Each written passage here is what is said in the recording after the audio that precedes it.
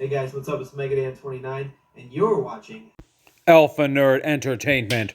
What's happening, YouTube? Alpha Nerd the Sega Snob here, and today I am doing a response video to MegaDan29, who did an open tag for anyone who wanted to talk about the NES games they had as a kid. Now, he did a great video, and it was really cool listening and hearing about the games he had as a kid on the Nintendo.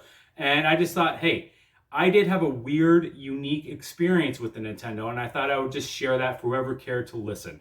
Now, I was born in the early 80s, and I spent the majority of the 80s playing on a Commodore 64. Now, I loved playing on the Commodore 64 because one of the coolest things about it was that my dad would either rent or borrow games from other people that he knew, and then he would copy them on a 3¼ inch floppy.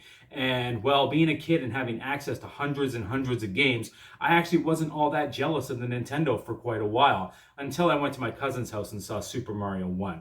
And then I was like, wait a minute, I may have hundreds of games, but I can't have that one on the Commodore, and I had to have it. So yes, that was the first game I got, Mario Duck Hunt. I loved it, my parents loved it, my aunts and uncles loved it, my sister loved it. We'd all play together playing Duck Hunt. It was blast. Mario 1 as well. We all took turns. I remember spending time with family where we all could see how far we could get. And of course, I would play Mario 1 by myself and eventually beat it as well. As a kid, I did find it pretty difficult. I cannot lie. You know, when you're a kid, these things don't come easy. And well, we were some of the first people to ever play them. So, you know, we didn't have years of experience at the game. It was just playing it firsthand, you know, and we sucked. Another game I had was Turtles Arcade. This was a must have for any boy in the late 80s and early 90s. I was absolutely Turtles obsessed. I probably thought I was a Ninja Turtle. I love the Ninja Turtles. I still do. Raphael's the best. Anyone who says otherwise is wrong. Leonardo is pretty sweet though, and so is Donatello. And Mikey. Mikey's annoying, but I still love Mikey anyways. But no, Raphael's the coolest. Turtles Arcade was the bomb. It was just so amazing to get that because I remember playing the actual arcade machine in a local mall. To have that at home on the Nintendo was just the absolute bee's knees. Number 3, Rampage. I love Rampage. Years later, not many years later, but after I got my Genesis and PS1 was coming out, I revisited Rampage and I beat Rampage. It's got like over 100 levels. I think it's like 105, 106 levels or something like that, maybe 102. But I loved it as a kid. I was pretty good as a kid. And I just loved the mayhem, climbing up the buildings, you know, remembering which windows had TVs and you wouldn't punch it because eating the TV would electrocute you and knock you off and take a lot of damage. Just seeing the helicopters fly over. I always loved how each screen was a city backdrop that was different. Though it was simplistic, it was a lot of fun, and I always really loved Rampage. Okay, so the next game I had was Pow Prisoners of War. To be honest, I think I was given this game from my uncle, and I loved it.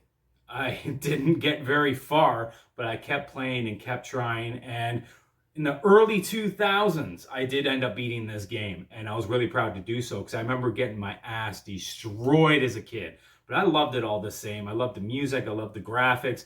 It was a really, really awesome game. And I just loved having it because I didn't have many games. And it was a pretty sweet one to actually have. Okay, so another game I got and I absolutely loved, and I think this was another one I got from my uncle, was Who Framed Roger Rabbit.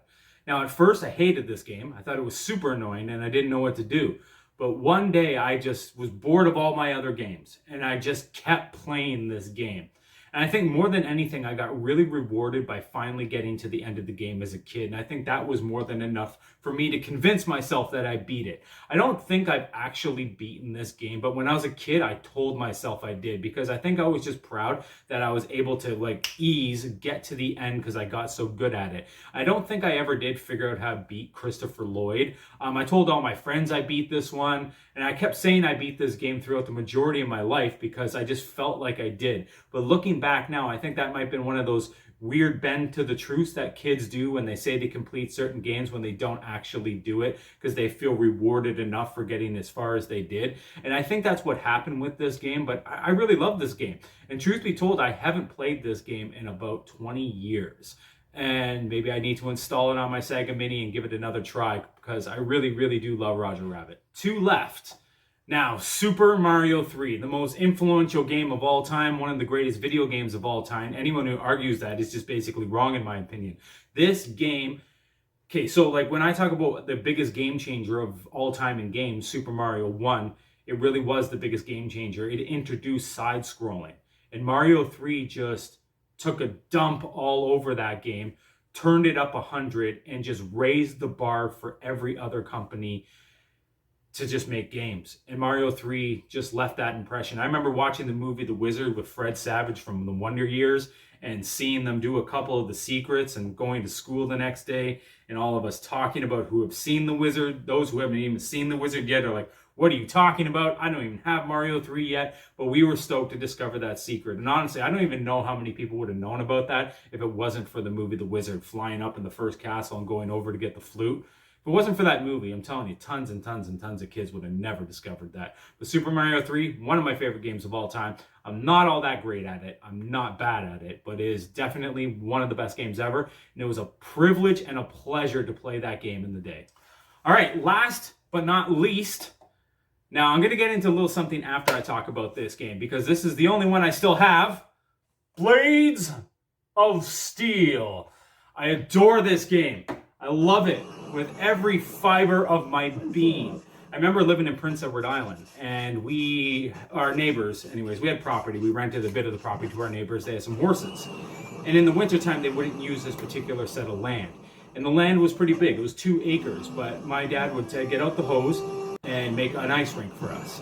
Me and the kids who lived on the country street would all get together, my sister, my dad included, and we'd all play hockey. And we play hockey every single day.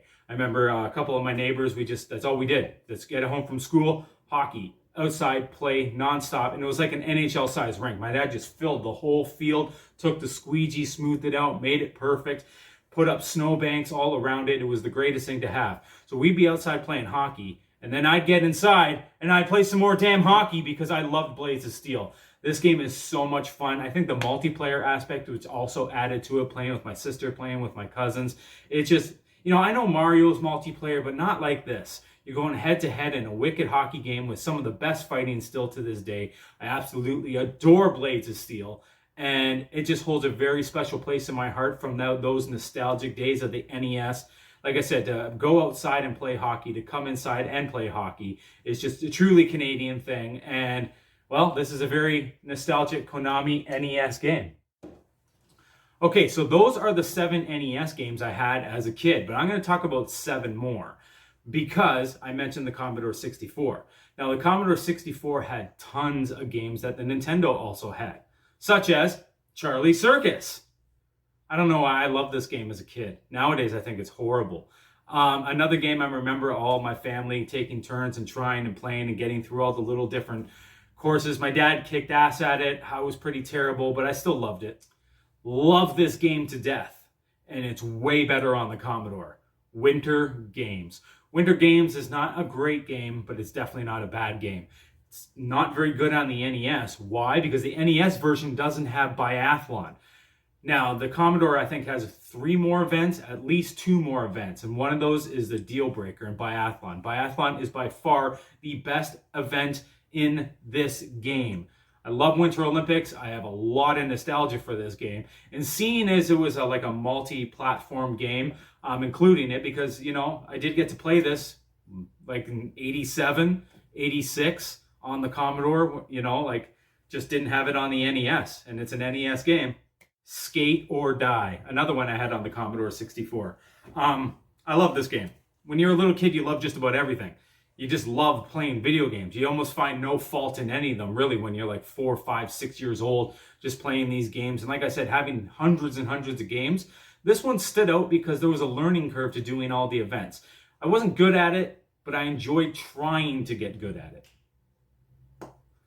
Now, a couple years back, I saw some Christmas footage when I got Bad Dudes. And I was screaming. I'm like, Bad Dudes! Bad Dudes, Mom! Santa got me Bad Dudes on Commodore 64. I was happy as hell. I didn't care. I was like, Bad Dudes on Commodore 64. Let's fucking go. Let's play this. Let's install it and watch the loading screen take 1,000 years. Probably better on the NES for that sole reason. But hey, once you finally got into the game on the Commodore, it was awesome. It was great. It was hard. I remember my dad got really good at it. Pretty sure he beat it. I never did, but I did get far, and I just loved trying. I loved playing it. It just looks so cool, fighting all the enemies. It's not the best game by today's standards, looking back for how has it held up. It hasn't held up as great as obviously Streets of Rage or something, but I loved it, and I went crazy, and I think Christmas 88, I think it was Christmas 88, maybe 89, but yeah, I lost my mind when I got this one. Now, another game I had on the Commodore 64 that was also on the Nintendo Entertainment System was Paperboy. Now, I love Paperboy. I am horrible at Paperboy, and for some reason, I enjoy remaining bad at Paperboy. It was better on the Commodore, believe it or not, and another one coming up I'm going to talk about is significantly better on the Commodore. That's one of the crazy things about it, is some people wouldn't think for a minute that some of those games would have been better on the Commodore versus the Nintendo, because the Nintendo was clearly more powerful and more superior and better in just about every single way. But not when it came to Paperboy. It played better, looked better on the Commodore.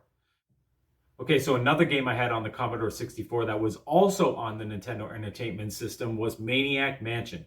Now, I remember the first time I saw the Nintendo version, I was blown away. My first reaction was, why does it look so bad?